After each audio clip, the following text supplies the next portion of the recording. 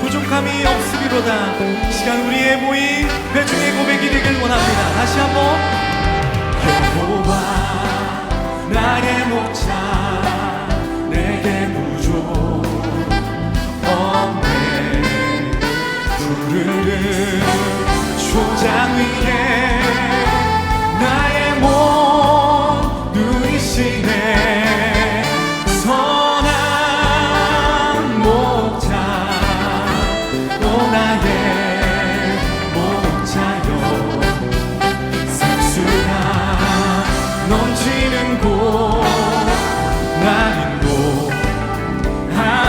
내 영혼 소생하며 내 영혼 소생하며 자기 이름 위해 의의 길 인도하니 골짜기 두려움 없네. 선한 목자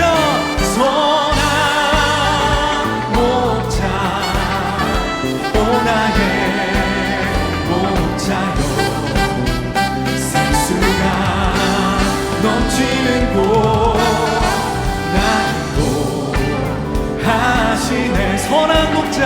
선한 목자 오 나의 목자여. 생수가 넘치는 곳 나를 인도. 우리 마지막으로 선하신 주님을 찬양합니다. 선한 목자 오 나의 목자여. 생수가 넘치는 곳 날 인도하시네. 날 인도하시네. 날 인도하시네.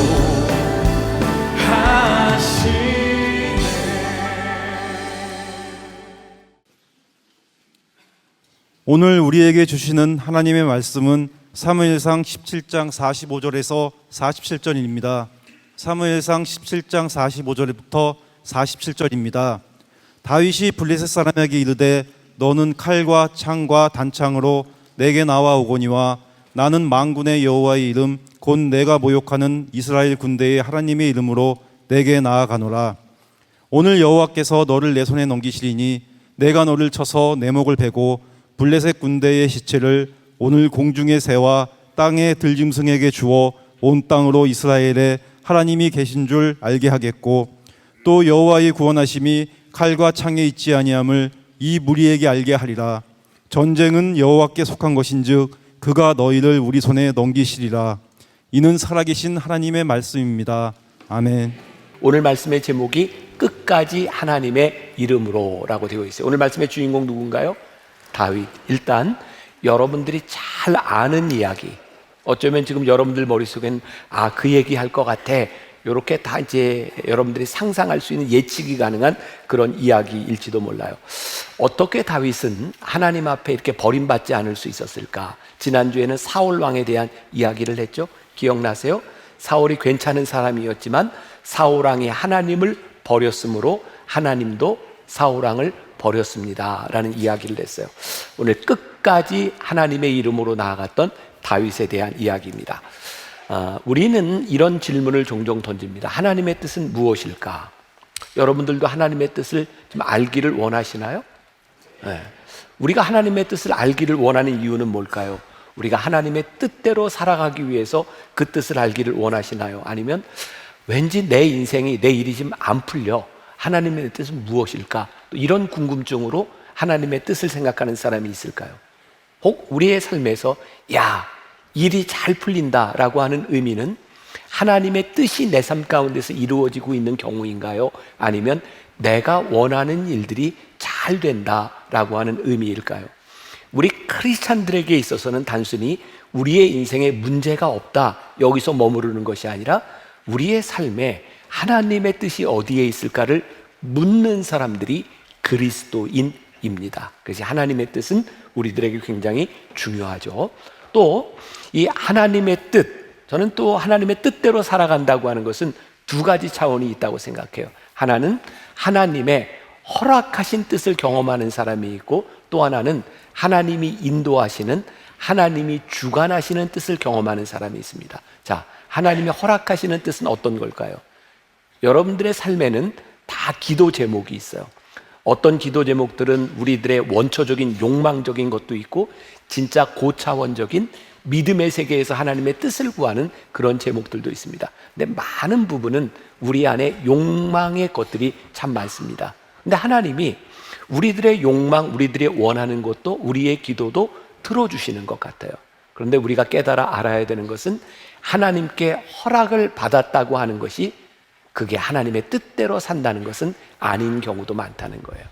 제가 언젠가도 설교 시간에 그런 얘기를 했죠. 메추라기 이야기를 하면서 이스라엘 백성들이 만나에 감사하지 못하고 고기도 먹고 싶다고 메추라기를 구했을 때 하나님께서 그거 허락하셨다고요.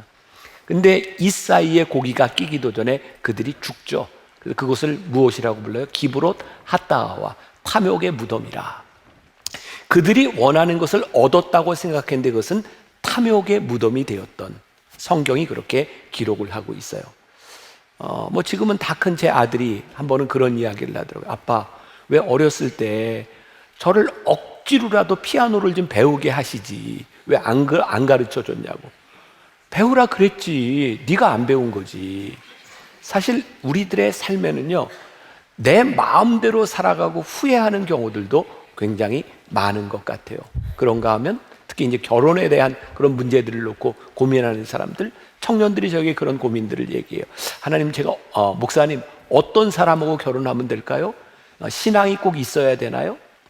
이렇게 묻는, 다는 그렇지 않지만 이런 묻는 그 물음 가운데 하나는 내가 이 사람하고 결혼을 하고 싶은데 뭔가 좀 캥기는 경우들도 있고, 그래서 이제 허락을 구하려고 하죠. 근데 많은 또 이제 결혼한 사람들이 크리스찬과 결혼하지 않은 것 때문에 혹은 신앙이 다른 것 때문에 많은 어려움들을 경험하기도 해요. 하나님이 우리들에게 허락하신다고 하는 것은 우리들이 허락을 받았지만 때로 그것으로 인하여 어려움을 당할 때도 있다는 거예요.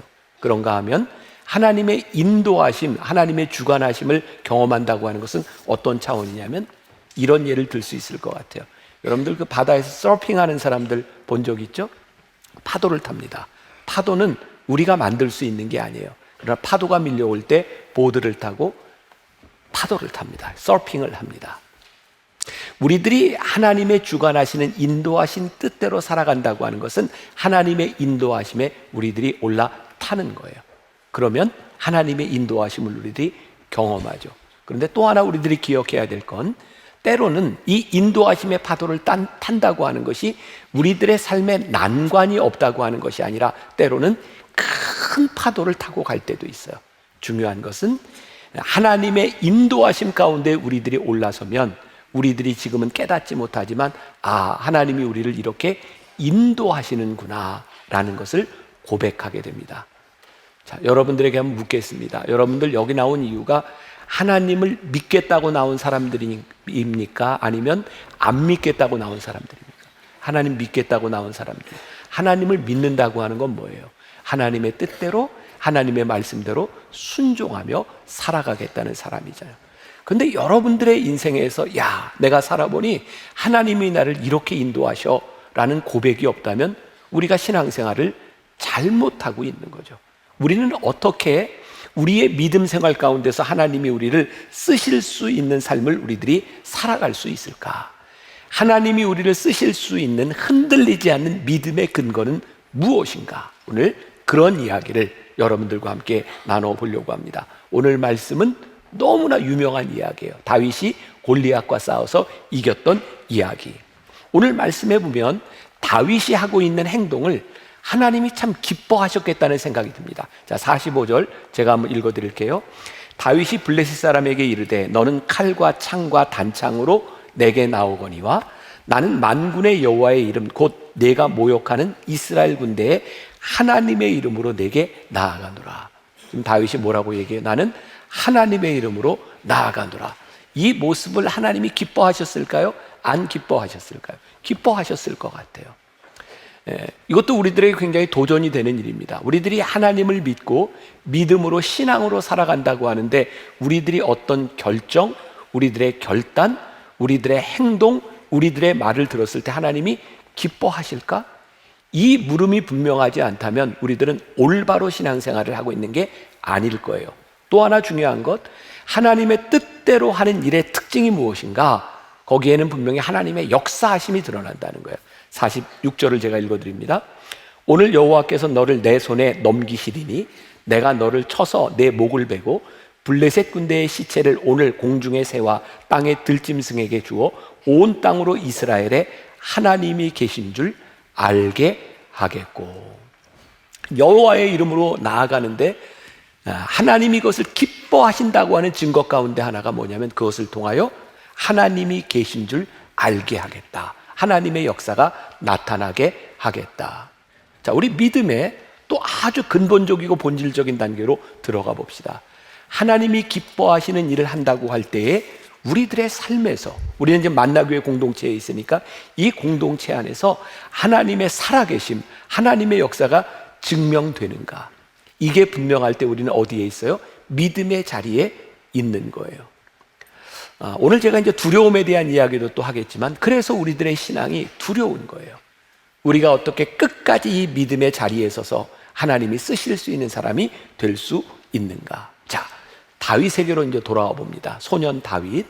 다윗의 위대함은 어디에 있을까? 다윗 왕은 이스라엘 역사 가운데서 가장 위대한 인물 모세, 다윗, 엘리야 이 세 사람 중에 하나예요. 다윗이 오늘 여기 나와 있는 블레셋과의 그 전쟁을 하기 전 다윗은 들판에서 양을 치는 사람이었어요. 다윗은 그의 아버지 이새의 몇 번째 아들이죠? 8번째 아들입니다. 당시 근동 지방의 풍습, 장자 중심의 사회에서 다윗은 정말 하찮은 존재였던 것 같아요. 사무엘이 이새의 아들들 중에 기름을 부으려고 찾아왔을 때 다윗은 어디에 있었어요? 들판에서 양을 치고 있었어요. 그의 아버지도 그의 형들도 다윗을 안중에 두지 않았습니다. 다윗은 들판에서 양을 치는 하잘것없는 존재. 그런데 들판에 있는 하잘것없는 존재인 다윗의 진가를 누가 알아보고 계셨는가? 하나님이 알아보고 계셨어요. 굉장히 흥미롭습니다. 아무도 주목하지 않는 곳에서 감추어진 삶을 살고 있었던 다윗을 하나님이 보셨어요. 그리고 그 들판에 있던 다윗을 쓰신 것이 아니라 들판에 있었던 다윗을 주목하셨을 때 하나님께서 필요한 때 다윗을 쓰시게 되는 것을 보게 됩니다. 여러분들 중에는 지금 스스로 나는 들판에 아무도 주목하지 않는 곳에 있다고 생각하는 분이 있는지 몰라요. 그런데요, 그곳에서 하나님이 주목하는 사람이 될 수 있다면 하나님께서 우리를 쓰신다는 사실이에요. 저는 젊은이들에게 그런 얘기를 종종 합니다. 우리 인생의 가장 큰 비극은 실력을 갖추지 못한 상태에서 드러나는 것처럼 비극적인 일은 없다. 우리들이 하나님 앞에 쓰임을 받는데 하나님 앞에 준비된 사람이 되는 것만큼 우리들에게 더 중요한 것이 없는 것 같아요. 저희 교회는 이제 목사님들이 여러 있으니까 저는 지금 60이 넘은 상태에서 담임 목사에서 지금 여기에 조명 아래 스포트라이트를 받으면서 설교를 하고 있어요. 저는 드러난 사람이에요. 근데 우리 교회 부목사님들 중에는 때로 설교할 기회가 없는 사람도 아무에게도 드러나지 않는 사람들이 있어요. 제가 우리 젊은 목회자에게 그런 이야기를 합니다. 아무도 주목하지 않는 그때의 그곳에서 하나님이 주목할 수 있는 삶을 살면 하나님이 필요한 때에 하나님이 쓰시는 사람이 되는 겁니다. 오늘 다윗이 우리들에게 주는 너무나 중요한 교훈이에요. 여러분들이 이 세상에서도 여러분들이 신앙적으로도 지금 우리들이 어디에 있든 하나님이 우리를 주목할 수 있는 삶, 그게 무엇인가? 다윗이요, 골리앗을 앞에 두고 그가 이제 싸움을 하러 나가려고 하는 거죠. 다윗이 굉장히 신나게 이 전쟁에 나가는 것 같아요. 뭔지 이런 거죠. 내가 이 전쟁에 나가면 하나님이 살아계신 걸 내가 증명할 수 있을 것 같아. 막 이렇게 가슴이 뛰는 거죠. 오늘날로 얘기하면 다윗이 소년이었으니까 랩을 하지 않았을까? 이건 내가 할 수 있으면 좋을 텐데. 너를 내 손에 넘기시리니 너를 쳐서 내 목을 베고. 그 웃음 기분 나쁘고 내가 좀 해보는데 네. 아무튼 다윗이 전쟁에 나가는데 두려운 건 두려운 거지만 그에게 기대가 있는 거예요. 왜? 지금까지 내가 살아온 삶의 그 들판에서 하나님이 주목하시는 인생을 살았던 다윗이요, 전쟁에 나아가는 거예요. 또 그런 생각을 해요. 하나님이 쓰시는 사람의 특징이 뭘까? 우리들의 인생의 골리앗과 같은 일들을 얼마든지 맞이할 수 있지만 그 두려움 앞에서 가슴이 뛰는 거예요. 하나님 어떤 일을 행하실까? 이거 전쟁은 하나님께 속한 것인데, 그래서 두려움 가운데서 떨리는 가슴으로 나아갈 수 있는 사람들이 그리스도인이 아닐까. 다윗은 그의 마음에 간직하고 있던 지식을 추상적인 단계에서 머무르도록 한 사람이 아니라 그것을 선포하며 나가는 사람이었어요. 여러분, 또 중요한 사실이에요. 우리들이 믿음으로 하나님을 선포하면 하나님이 드러나는 것이 정상입니다. 그런데 만일 우리들이 믿음으로 살아가고 우리들이 선포하는데 하나님이 드러나지 않는다면 우리는 거짓된 믿음, 잘못된 믿음을 가지고 살아가는지 몰라요. 제가 지난주에 대전에서 집회를 하면서 그 교회에도 그런 얘기를 했어요. 여러분들은 담임 목사님이 설교를 할 때 어떤 마음으로 듣습니까? 대개 우리는 그렇게 들어왔던 것 같아요. 순종하십시오. 하나님의 말씀처럼 들으십시오. 근데 저는 이런 이야기를 했어요. 만일 담임 목사님이 강단에서 설교를 하는데 그것이 하나님이 기뻐하시지 않는 일이라면 그거 순종하면 안 되는 겁니다. 그거 기뻐하면 안 되는 겁니다. 여러분들이 믿음으로 살아가는데 하나님이 기뻐하시지 않는 일이라면 그거 잘못된 믿음 생활을 하는 겁니다. 그래서 두려운 거예요. 제가 여기에서 설교를 할 때 이게 진짜 하나님 기뻐하시는 말씀일까? 하나님이 원하시는 말을 내가 여기서 하고 있는가? 우리들이 하나님 앞에서 우리의 믿음을 점검하지 않는다면 우리의 믿음은 하나님의 마음을 떠나갈 수 있는 거예요. 진정한 믿음, 우리들이 하나님을 선포할 때 이 믿음은 하나님의 인격과 하나님의 성품을 벗어나지 않는 것이다. 조금 전에 이야기했던 것처럼 다윗이 믿음을 선포하고 나갈 때 하나님이 얼마나 기뻐하셨을까? 이것이 하나님이 쓰실 수 있는 믿음이 아니겠는가? 다윗 시대에는 주일 예배도, 금요 예배도, 수요 예배도, 새벽 예배도 없었어요. 다윗은 어떻게 하나님과 함께 동행하며 그가 믿음으로 살아갈 수 있었을까? 다윗의 이야기를 보면 그는 그의 삶의 한가운데서 하나님의 임재를 선포하고 하나님의 임재를 느끼고 하나님과 함께 살아감을 고백했던 사람이었다. 우리가 쉬지 말고 기도하라고 하는 것이 매일 우리 꿇어 앉아서 기도하라고 하는 것이 아니라 우리의 삶에 하나님의 임재, 우리들이 하나님을 믿음으로 선포할 때 하나님이 드러나도록 하는가? 우리들이 이 믿음의 고백들을 하고 살아가는지를 우리들이 한번 생각해 볼 필요가 있어요. 오늘 제가 이야기하려고 하는 제일 중요한 포인트 중에 하나, 다윗의 믿음 그리고 다윗의 실력에 대한 이야기를 하고 싶어요. 다윗은 맹목적인 믿음의 사람이 아니었어요. 자, 이제 오해하지 마세요. 제가 믿음을 폄하하려고 하는 것이 아닙니다. 어떤 믿음을 가져야 되는가를 이야기하려고 해요. 자, 이 말이 맞는가 보세요. 다윗이 믿음을 가지고 물맷돌을 던졌더니 골리앗이 쓰러져 죽었다. 맞는데 조금 틀려요. 제가 이제 이거 설명을 하려고 해요. 다윗이 믿음으로 나간 것은 맞지만 다윗이 물맷돌을 던졌을 때 다윗은 맹목적인 믿음이 아니라 물맷돌을 던질 만한 사람이었다는 것에 우리들이 주목해 볼 필요가 있어요. 사무엘상 17장 4절에서 7절까지에 보면 골리앗이 어떤 사람인지에 대한 묘사가 나옵니다. 오늘날로 계산을 한다면 그의 키가 2m 90 정도, 무지하게 큰 키입니다. 그의 몸을 두르고 있던 갑옷의 무게만 57kg. 그리고 오늘날로 환산한다면 그가 가지고 있었 놋 단창의 창날만 7kg 정도 되는 그는 굉장히 큰 거인이었습니다. 그런데 이 거인과 골리앗과 싸우는데 다윗이 믿음으로 물맷돌을 들어서 나가서 싸워서 이겼다?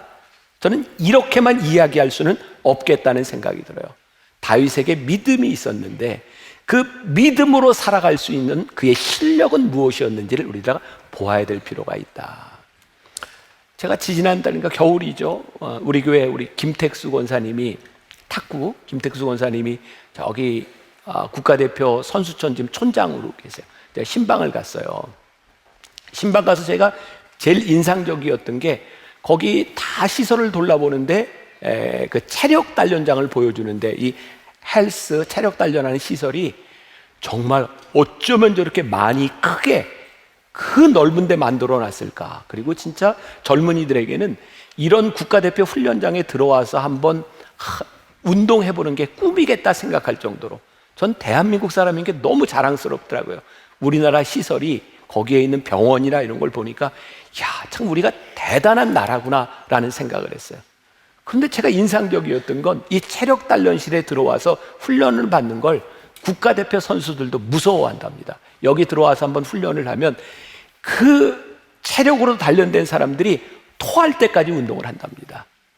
네, 그 김택수 권사님이 저에게 한 이야기가 목사님 그런데요, 이 힘든 훈련 가운데 끝까지 남아있는 사람이 금메달 땁니다. 굉장히 인상적이었어요.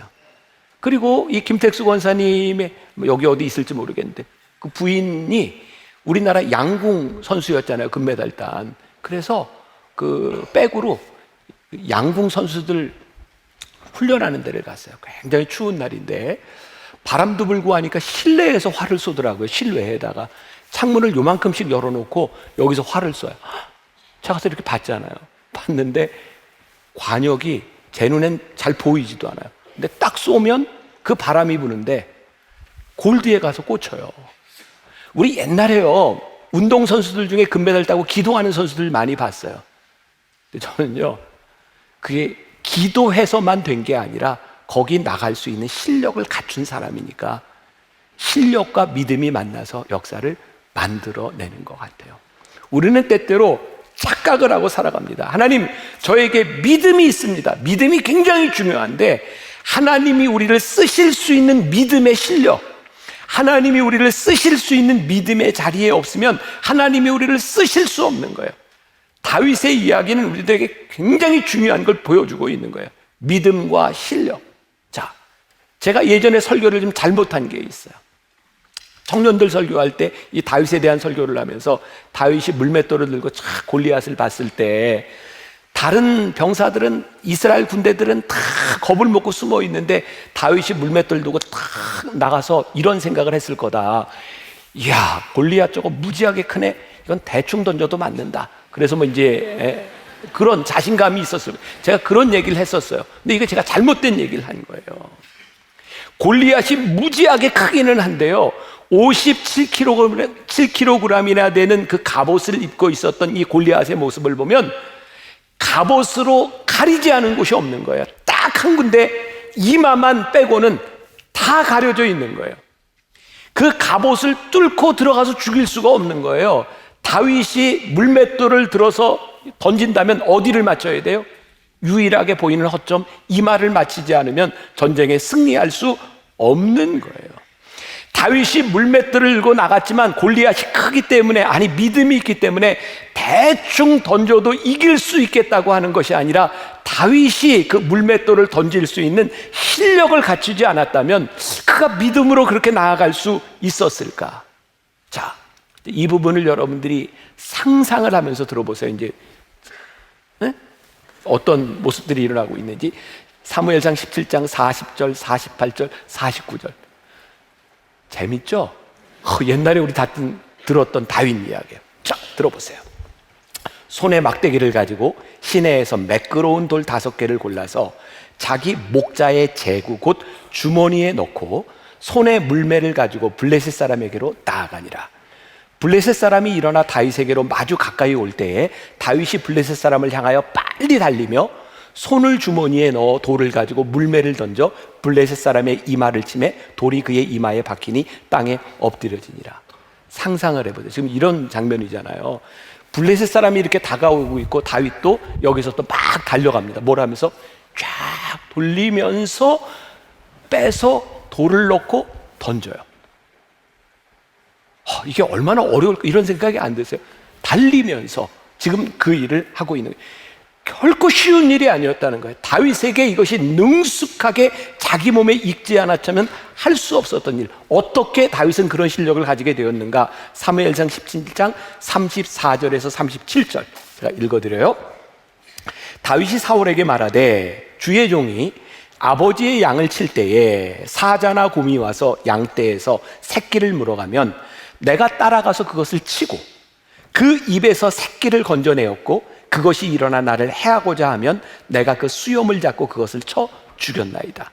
주의 종이 사자와 곰도 쳤은즉 살아계시는 하나님의 군대를 모욕한 이 할례받지 않은 블레셋 사람이리까 그가 그 짐승의 하나와 같이 되리이다. 또 다윗이 이르되 여호와께서 나를 사자의 발톱과 곰의 발톱에서 건져내셨은즉 나를 이 블레셋 사람의 손에서도 건져내시리이다. 사울이 다윗에게 이르되 가라 여호와께서 너와 함께 계시기를 원하노라. 다윗은 지금 어떤 고백을 하고 있냐면 제가 들판에서 곰과 사자와 늑대와 맹수들과 싸울 때 하나님이 나를 지켜주셨습니다. 많은 싸움을 했을 거예요. 근데 여러분들 생각해 보세요. 그 싸움이 있을 때마다 드라마틱한 기적이 일어났을까요? 다윗은 그런 고백을 합니다. 하나님이 나를 지켜주셨습니다. 그러나 그 많은 싸움 가운데서 드라마틱한 기적만 일어나는 것이 아니라 다윗이 그 동물들을 맞힐 수 있는 실력을 갖추고 있었다는 거예요. 다윗의 위대함은 싸움에서 이긴 기적이 아니라 이러한 실력을 가지고 자신을 잘 훈련해왔던 다윗의 삶에 있다는 생각이 들어요.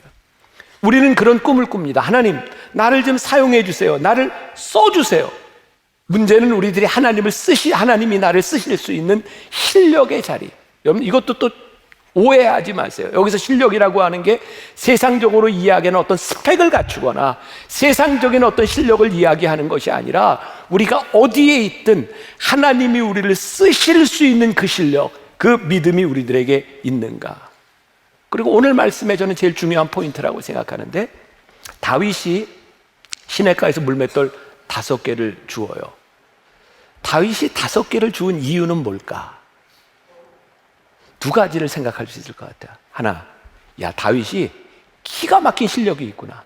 자, 아까 골리앗은 달려오고 다윗도 마주 달라가며 제구를 흔들어서 여기서 빼서 돌을 넣어서 던졌다 그랬잖아요. 다윗이 5개를 주운 걸 보니까 5개를 연속으로 던질 만한 실력이 있는 거예요. 동의하세요? 이렇게 볼 수도 있어요. 그런데 또 하나는 다윗이 시냇가에서 이 돌을 주울 때 두려운 마음이 있었겠다. 하나만 주운 것이 아니라 하나님, 제가 실패할지도 몰라요. 제가 하나를 더 줍습니다. 다윗이 실력이 없는 것이 아니라 그가 실수할 수 있다고 생각하는 두려움, 단순히 사자나 곰, 늑대와 싸우는 것이 아니라 이제 저 큰 거인과 함께 싸우는데 이거 잘못하면 제가 그 거인에게 사람들이 다 보는 데서 죽을 수도 있는 두려움. 그래서 그가 돌을 주울 때 정말 두려움 가운데 하나님 나를 도와주세요 라고 생각하며 돌을 5개를 줍지 않았을까. 근데 다윗이 나아갈 때, 믿음으로 나아갈 때 하나님이 다윗을 위해 싸워주셨고 다윗과 함께 싸워주셨어요. 그런데 다윗이 나갈 때 얼마나 간절한 마음으로 하나님께 기도했을까. 그가 실력이 있었지만 그의 실력으로만 된 것이 아니라 하나님 앞에 간절한 마음으로 기도했던 그의 두려움이 있었을 것이다.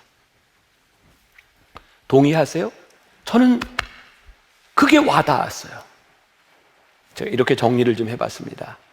간절한 믿음으로 나갈 때 다윗이 승리하게 되었다는 것이 아니라 믿음으로 살았던 다윗이 하나님께서 계획해 놓으신 싸움에서 승리했다는 것.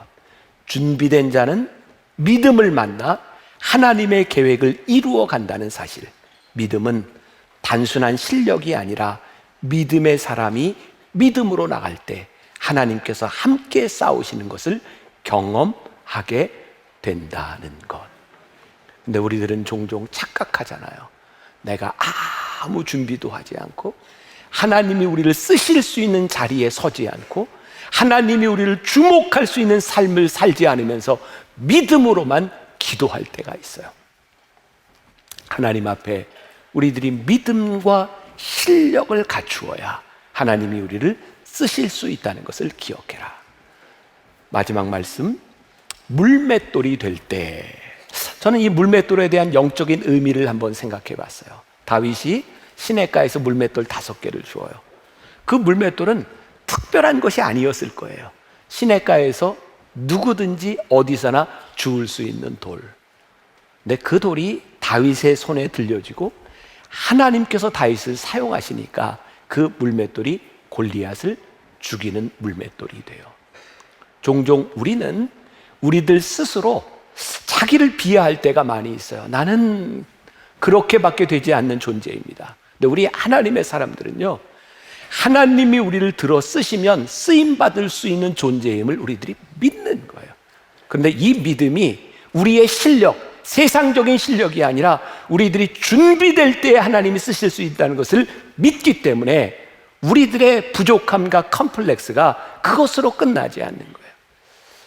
제가 언젠가도 설교 시간에 한번 그런 고백을 했던 적이 있어요. 저는 참 오랫동안 저는 컴플렉스 속에 이렇게 살았던 사람이에요. 내가 머리가 좀 좋았더라면, 내가 공부를 좀 더 잘했더라면, 우리가 배웠던 중고등학교 시절은 잘하는 걸 칭찬해 주는 시대를 살았던 것이 아니라 못하면 인정해 주지 않던 시대를 살았어요. 저는 국어를 참 잘했던 사람입니다. 근데 수학을 못하는 것 때문에 저는 늘 컴플렉스 가운데 살았어요. 대학에 가서도 그게 잘 해결이 안 됐어요. 수학을 못하면 머리가 나쁜 사람 같았어요. 저는 머리가 나쁘다. 그래서 내가 살 길은 노력밖에 없다. 저는 목사가 되고 나서, 그리고 이런 얘기는 지난 시간에 안 했는데, 저는 아버지에 대한 컴플렉스도 있었어요. 저희 아버지는 정말 카피라이터 같은 분이었어요. 설교 제목을 이렇게 쫙 뽑아도, 제가 돌아가셨으니까 하는 얘기인데, 저희 아버지는 저만큼 성실하지 않으셨어요. 설교 준비를 너무 쉽게 하시는 거예요. 일주일 내내 부흥회 갔다 오셔서 금요일 날 밤부터 설교 준비를 하세요. 그리고 토요일 날 새벽, 어떤 때는 주일 새벽까지 설교 준비를 하세요. 우리 아버님은 꼭 성령님이 주일 새벽에 임하셨던 것 같아요. 아무튼 설교 준비를 그렇게 하시는데, 제가 참 부러운 건 그렇게 설교 준비를 하고 하시는데 정말 기가 막힌 문장들이 나오는 거예요. 저는 아버지에 대한 컴플렉스도, 나는 죽어도 저게 안 되는 사람인 거예요. 그래서 정말 노력했어요. 제가 할 수 있는 방법은 앉아서 말씀 보고 말씀을 준비하는 것밖에는 방법이 없었어요. 근데 그렇게 살아가다 보니까 그게 제 삶의 습관이 되어버렸어요. 제가 지금 제일 큰 은혜 가운데 하나는 오늘도 새벽에 일찍 일어나서 말씀 보고 나오고 제 삶의 습관이 되어버린 거예요. 저는 그렇게 기도했던 것 같아요. 하나님 도와주셔야 돼요. 왜? 내가 컴플렉스가 있으니까, 나는 부족하다고 생각하니까, 나는 이것밖에는 안 되니까 하나님 저에게 좋은 사람을 붙여주셔야 돼요. 저는 하나님이 저를 쓰신다고 믿거든요. 동의하세요? 안 하세요? 동의하세요, 빨리. 네, 동의하세요. 저 하나님이 저 쓰신다고 믿는 사람입니다. 근데 저를 쓰시는 이유가 다른 것이 아니라, 제가 정말 하나님 앞에 열심히 살았던, 믿음으로 서려고 애썼던 그것 때문에 하나님이 나를 쓰시지 않겠는가. 물맷돌, 그 아무것도 아닌 것 같은데 아무것도 아닌 것이 아니라 하나님 손에 들려질 수 있을 때, 다윗이 그것을 집을 수 있는 그 자리에 있을 때 물맷돌은 귀하게 쓰임받는 거예요. 유진 피터슨이 쓴 다윗 현실의 뿌리 박은 영성에 나오는 글을 조금 읽어드릴게요. 나는 상상해 본다. 본문은 그가 무릎을 꿇었다고는 말하지 않고 다만 시냇가에서 돌 5개를 골랐다고만 말한다. 그러나 그는 돌을 고르기 위해 분명 무릎을 꿇었을 것이다. 나는 그가 무릎을 꿇고 있는 모습을 상상한다. 시냇가에서 무릎을 꿇고 있는 다윗은 그날 건강한 영혼을 가진 유일한 인물이었다. 다윗이 시냇가에 무릎을 꿇었어요. 그 돌을 고를 때 다윗의 심정, 하나님, 제가 열심히 노력하고 제가 물맷돌을 던질 수 있다고 생각하지만 하나님 저를 도와주시지 않으면 안 돼요. 하나님 저를 도와주세요. 골리앗이 큰 칼과 창을 들고 나옵니다. 다윗이 물맷돌을 던져서 이마에 딱 맞고 골리앗이 쓰러졌을 때 다윗이 골리앗의 칼을 가지고 골리앗의 목을 뱁니다. 골리앗의 칼은 이스라엘과 싸우려 나온 칼이었지만 그는 칼을 사용해 보지도 못하고 다윗이 그 칼로 골리앗의 목을 뱁니다. 누구의 손에 들려 있느냐가 중요해요. 우리의 믿음을 가지고 살아가는 우리들이 이 세상을 거룩하게 만드느냐, 아니면 우리의 믿음이 이 세상 가운데서 세속화되어 버리느냐. 하나님 앞에 쓰임받을 수 있는 믿음의 자리를 지키는 사람이 돼야 하나님이 우리를 쓰실 수 있다. 오늘 말씀의 제목이 뭐예요? 끝까지 하나님의 이름으로. 다윗은 위대한 왕이었지만 흠이 없는 사람은 아니었어요. 우리 잘 알죠? 다윗이 왕국을 이렇게 통일하고 어떤 죄를 져요? 그가 밧세바라는 여인을 범하고 또 그의 남편을 살해합니다. 당시 근동지방에서 왕은 그 정도 누릴 수 있어요. 내가 여자 하나를 더 데리고 온다고, 그리고 직접 살인한 것도 아니고 다른 사람을 통하여 그렇게 살인해도 왕들은 크게 문제가 되지 않아요. 근데 다윗의 문제는 그 당시 왕권이 누리고 있었던 당연한 것에 대한 문제가 아니라 하나님 앞에서 그게 범죄했다는 거예요. 다윗이 하나님 앞에 회개하죠. 침상에서 눈물을 흘리고 침상이 젖도록, 하나님의 구원이 나에게 떠나지 아니하도록, 하나님 나를 쓰실 수 있도록 날 용서해 달라고 다윗이 기도하죠. 하나님이 다윗을 버리지 않으셨어요. 다윗이 완전한 사람이기 때문이 아니라, 그가 죄를 짓지 않았기 때문이 아니라, 끝까지 하나님 앞에 무릎 꿇는 다윗을 하나님이 버리지 않으셨어요. 오늘 여기 예배하는 여러분들 가운데 혹시 그런 마음이 드는 분이 있는지 몰라요. 하나님, 어느 날부터인가 하나님 저를 쓰시지 않는 것 같아요. 하나님, 제가 버림받은 것 같아요. 제가 하나님을 떠나간 것 같아요. 제 삶이 더 이상 거룩하지 않아요. 그렇다면 다시 한번 끝까지 그 자리로 돌아와야 합니다. 하나님 나를 쓰실 수 있도록, 내가 이 믿음의 자리를 지킬 수 있도록 돌아올 때 하나님이 우리를 버리지 않으신다. 말씀을 마무리합니다. 언제가 우리 교회에 와서 설교했던 홍민기 목사님이라고 있어요. 저한테는 늘 형님 부르는 사람인데 등치도 굉장히 크고 조폭같이 생겼어요. 와서 본인이 설교할 때도 그런 얘기 했어요. 겉모습만 보면 무서워요. 근데 미국에 일찍 이민 가서 1.5세로 살다가 영어를 잘하니까 이제 영어권에 세계 곳곳에 이렇게 설교하러 다닐 기회가 많고 비행기를 탈 기회가 많아요. 그런 얘기를 했어요. 비행기를 탈 때면 혹은 이렇게 기다릴 때면 하나님이 그런 마음을 주신대요. 저 사람에게 가서 복음을 전해라. 그때면 홍민기 목사가 하나님께 이런 얘기를 했대요. 하나님, 잘 모르시는 모양인데, 하나님 비행기를 안 타보셔서 그러는데, 이 비행기 안에서 기다리는데 옆에 있는 사람에게 가서 얘기하는 게 얼마나 피곤한 일인지 아십니까? 듣는 사람도 말하는 사람도 얼마나 힘든 일인지 아십니까? 그런데 어느 날 공항에서 비행기가 연착해 기다리고 있는데 하나님께서 강력하게 옆 사람에게 복음을 전하라고 하는 음성을 주셨대요. 그래서 이렇게 말을 했답니다. 죄송하지만 하나님께서 당신에게 말씀을 전하라고 하십니다. 그 사람은 중년의 영국 사람이었답니다. 그 이야기를 듣자마자 그 사람이 눈물을 흘리기 시작했다는 거예요.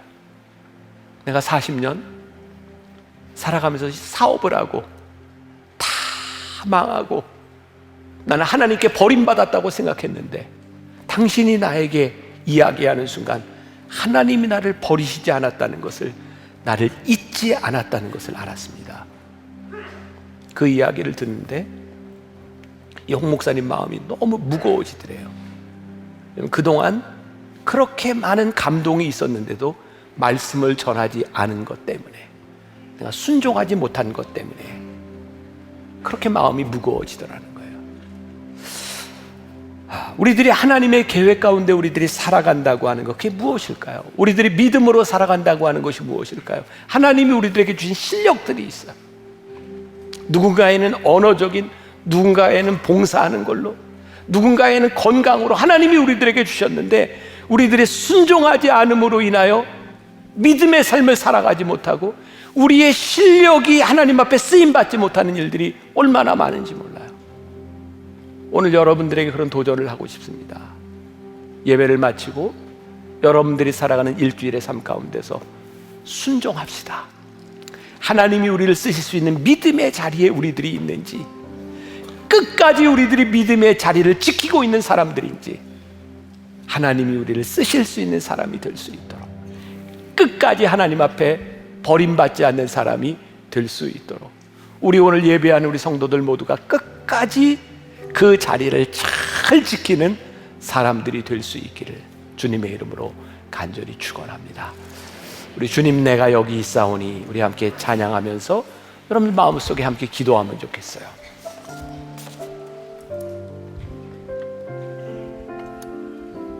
주님, 내가 여기 있사오니 나를 보내소서. 나의 맘 나의 몸 주께 드리오니 주 받으옵소서.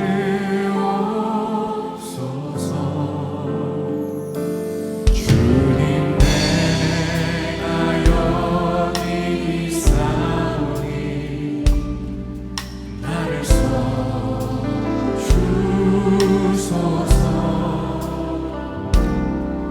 가진 것 모두 다 주께 드리오니 주 받으옵소서.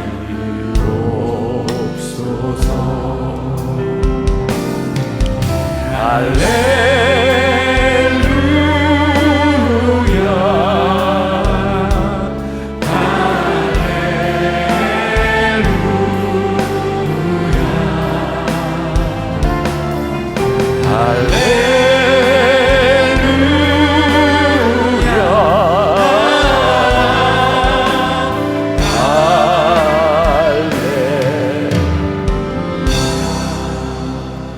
지금은 우리 주 예수 그리스도의 은혜와 하나님 아버지의 무한하신 사랑과 성령의 인도하심이 끝까지 믿음의 자리 지키기를 소원하며 이 세상으로 담대히 나아가는 당신의 사랑하는 모든 백성들을 위해 지금부터 영원까지 함께 하시기를 간절히 축원하옵나이다. 아멘.